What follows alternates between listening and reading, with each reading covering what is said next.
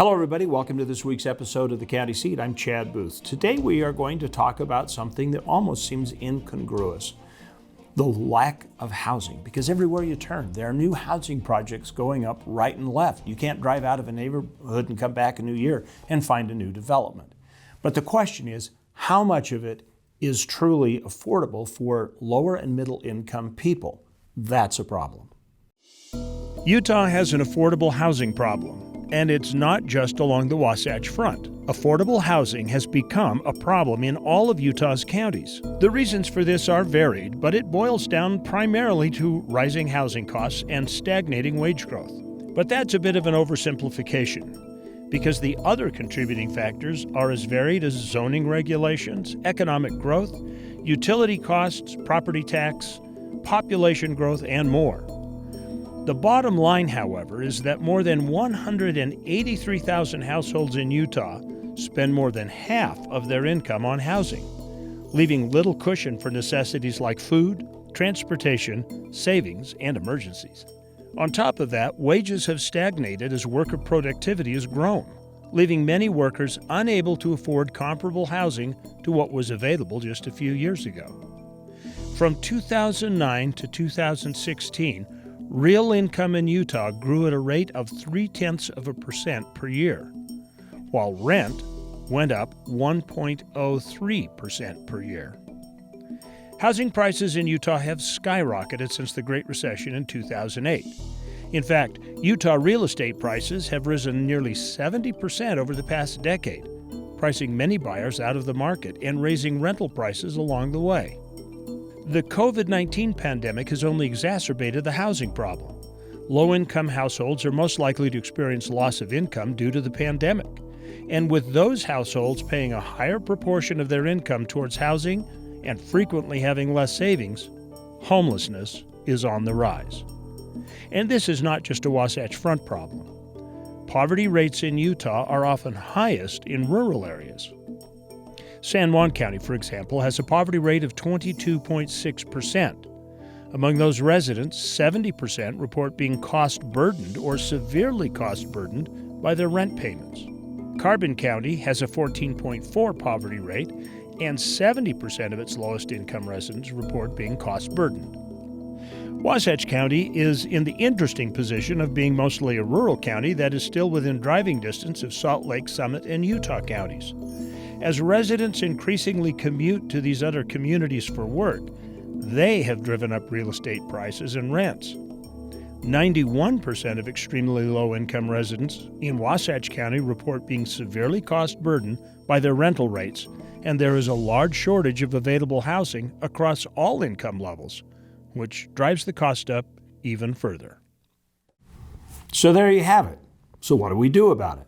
Well, when we come back, we will talk to private sector, regional, and local government officials who are experts on the topic on The County Seat.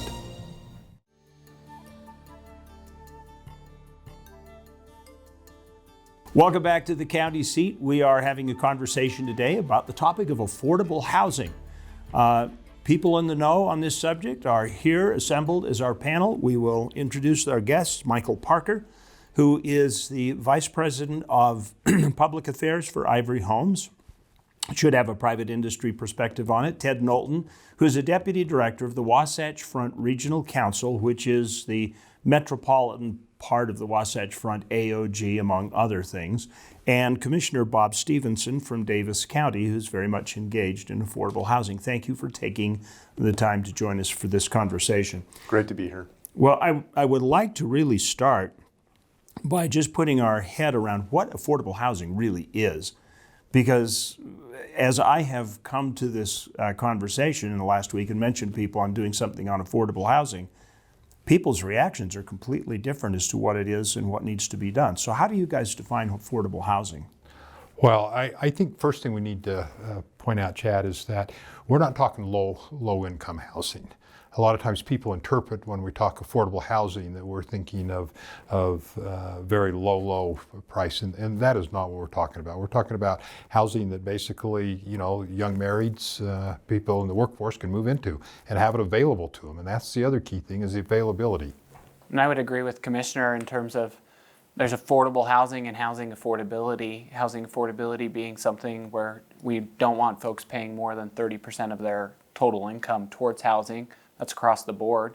Affordable housing, again, I think is reaching to about 120% AMI, which is that first-time home buyer, which right now is pretty much priced out of the market in a lot of ways.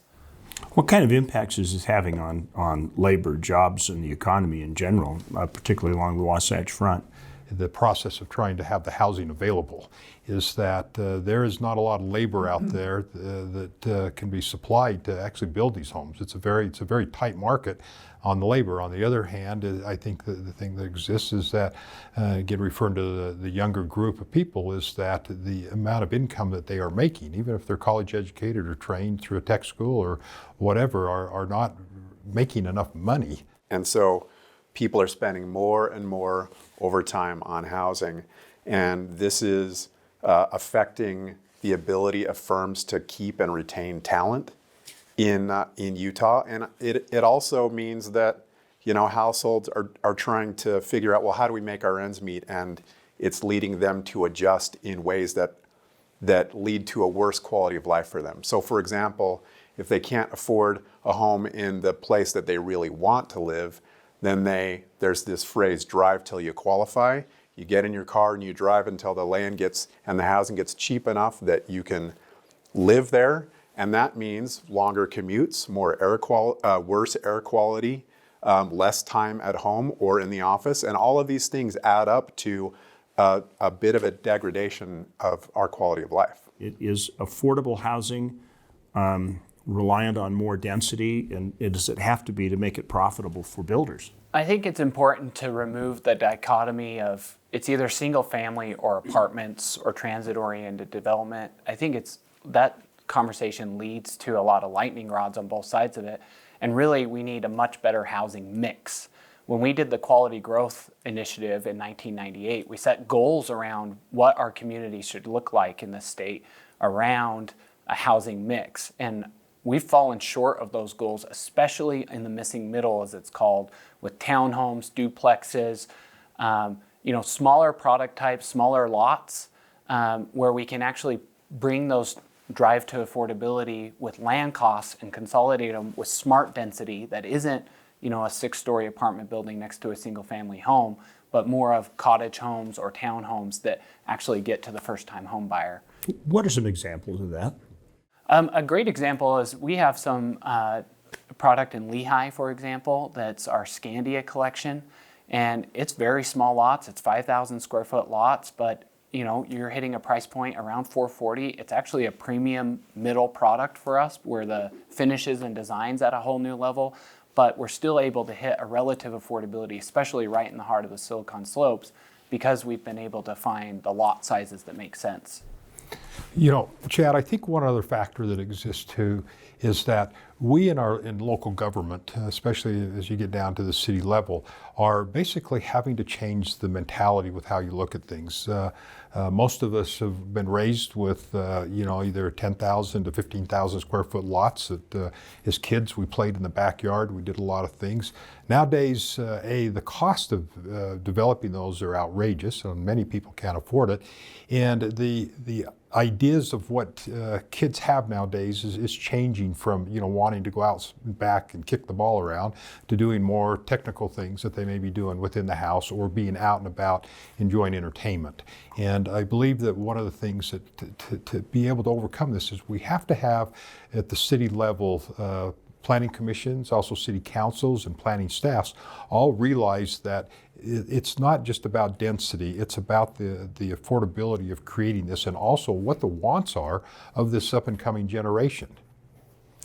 I think that what Michael and the commissioner are getting at is choice that we have in each community. Do we really have choices that people can pick the type of housing that meets their wants and needs? And I think if a community asks themselves, hey, do we have housing that meets, that is affordable at every level of income? And that might take so many different forms, certainly not just apartments or single family homes, but all that space in between. Michael talked about the missing middle. I think choice is really key, and it's not just choice, but I think your great question also got at, where is this occurring? So when we see transit-oriented development, that's also helping us provide affordability by reducing the cost that people have to spend to get around. So we have to keep track of that piece of affordability. It's housing and transportation costs together. So what is the government's proper role? Should they be this involved in blueprinting what gets built where? I mean, when we talk about the average median sales price in Salt Lake County is approaching $400,000, that means you need to be roughly in the $90,000 in terms of your income to qualify for a median home price. That's a crisis level. Our median household income in the state's $77,000. So we already have a gap there of $20,000 per median income family. On top of that, we have a net shortage, right? We have a 50,000 unit shortage in our state. That's stratified across the different income levels. But importantly, on top of that, our existing market is completely lacking inventory. If you were to talk to folks in the realtor business at this point, they tell you the MLS is almost gone. So number one, role of government's to acknowledge the crisis moment we're at. Number two is that we all come to the table with solutions. So at the local government, I think it's really important for folks to jump in with solutions. It's pretty rudimentary, but local government doesn't build the housing, but they are gatekeepers, right? They allow the market to respond. And so the question, I think, for local governments is, are you allowing the private sector the space to respond to these needs? That won't solve all of the housing affordability challenge, but it's a really key part of it. When we come back, I would like to pick up the topic of what some of the ideas are out there and what innovations are coming to the table to address the issue. We'll be right back on The County Seat. The topic, affordable housing. Welcome back to The County Seat. We're having a conversation about affordable housing. There's still a lot of things to cover. The one question that comes to mind, because we're a free enterprise marketplace, and the argument is always, if I buy land, I should be able to do with it what I want. And then zoning starts changing things, but there seems to be a need to be more cooperative in this. What are some of the ideas that are coming out of this cooperation between cities and counties and planning and zoning and private industry?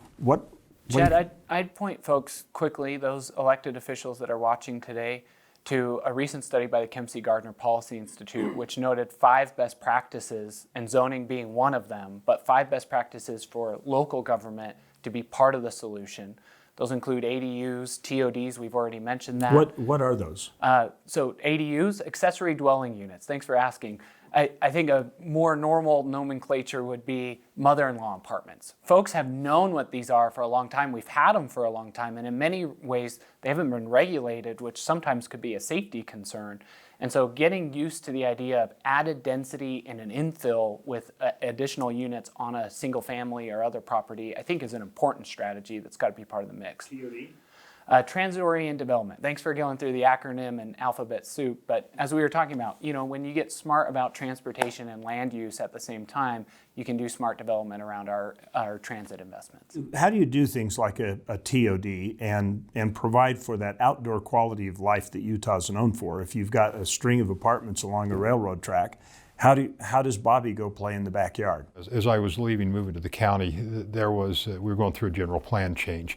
And part of what we were trying to do was to take some of the green spaces, these different developments came in, or as we were setting up our zoning for the future, was to create green zones and create trails as far as around developments and that, so that it made it available for people to be able to utilize and be able to live there and still have the density, but still have the open space with what was there. When we have apartments and condos and people don't have backyards, they need to be planned with parks. That's absolutely true. But it's important to also know that when we create walkable centers of where there might be workforce housing, that also helps us preserve open space. It helps take growth pressure away from single-family neighborhoods, away from the urban edge. It helps us keep Utah feeling like Utah. We're coming out of 2020. a very unusual year, and Utah and the world learned that they could get a lot of work done from home, and it actually worked. What kind of impact is that going to have on how we do housing and affordable housing in the future? We've seen it in our business where folks are looking to, leave downtown and find some space where their family, a home is serving a whole different need than it used to. It's not just a place to go home, it's your work, it's school. I mean, our homes are doing a lot for us right now, and so there is obvious pressure around that. I also think it's fueling some of our current immigration where folks can work from anywhere and they love Utah so much, what we have to offer in terms of our great outdoors, and maybe coming home to family where they can work wherever in the United States, but also just call Utah home. So I think it's fueling part of the demand cycle we have. So one of the other things I think in the construction process, whether we're talking the multifamily or whether we're talking the single family, is that we have to now start building within these homes the ability to basically have a home office. And that means that there needs to be a space available, there needs to be broadband that's brought into the home, because we're seeing this more and more, and especially as we come out of this pandemic, one of the concerns we have, in this industry is whether or not people are going to move back into office buildings or whether offices have learned to work at home. And we need to be able to realize that there's going to be more and more at-home working, which as homes develop, we need to make that available. Are we going to start converting office space to living space? And that's exactly where I wanted to go. So we're seeing a shift in demand for office space, but we're also seeing the, Amazonization, sorry I used too long of a word, of a reduction in brick and mortar retail. So what does this mean for cities? It means that there's churn. The areas along corridors, the old big box areas, we might see some of those potentially shift and become opportunity areas for housing. And this is good for communities if you think about it. The prospect of growing and changing rapidly for a community is really unnerving. And I think that that's why we see a lot of pushback. Communities want to feel neighborly. Well, one strategy to feel neighborly and meet housing needs is to think about strategically, where do we allow more robust housing types to occur?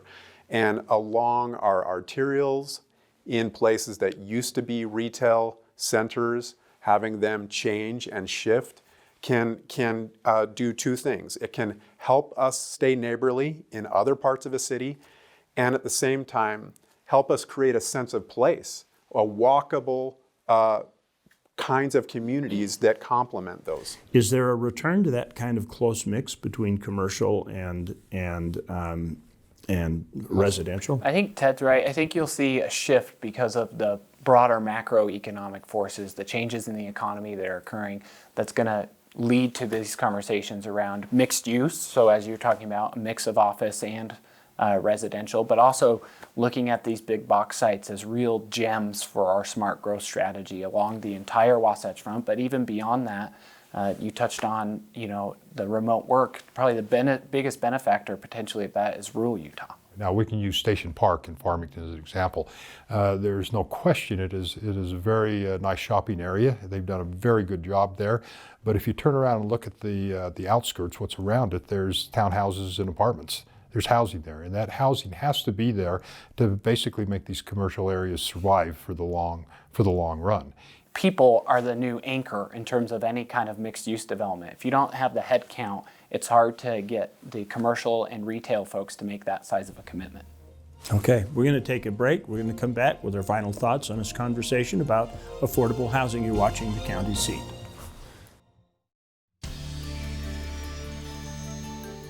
Welcome back to County Seat. We're talking about affordable housing today. We've covered a lot of ground, and there's so much more to cover. So pick the most important final thought and just have at it, guys.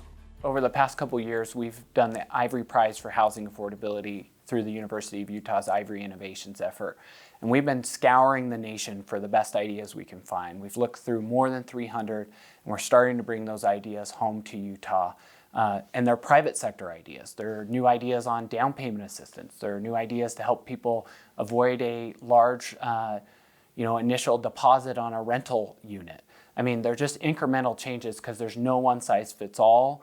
And it's not just we need to focus on one particular solution, local government, zoning. It's a big conversation around the opportunities for collaboration on solutions. Utah is the fastest growing state in the last 10 years. Most of that growth is coming from internal increase because we have big families. That was a surprise comment. I didn't expect that. And what does that mean? That means that this is not something that we can just turn off and just hope that, people from California or wherever aren't going to come here. We own this problem and we have to deal with it. If we as individual communities say no to meeting housing needs, it doesn't mean those needs go away. It just means that they get displaced somewhere else in the state. And we still feel the impacts, and maybe they even become bigger. So, I believe that one of the key things is that we have to continue to partner.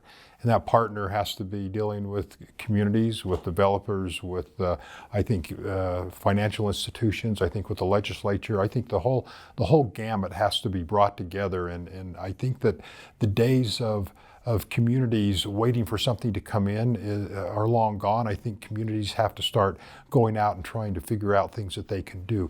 This growth factor is so large that it's not as though anybody is going to fail at what they're doing because of lack of customers in a sense. And I think that we have to be willing on the local government level to be willing to say, you know what, this is a development we think would work. Let's go see if we can get someone that'll come in here and make this work for us.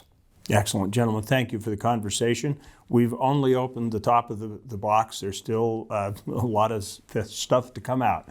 We'll probably have to visit this again. Thank you for joining us. Remember, local government is where your life happens. Be involved, be part of the solution, and share this conversation with your friends as much as you can because it's important. Follow us on social media. We'll see you next week on The County Seat.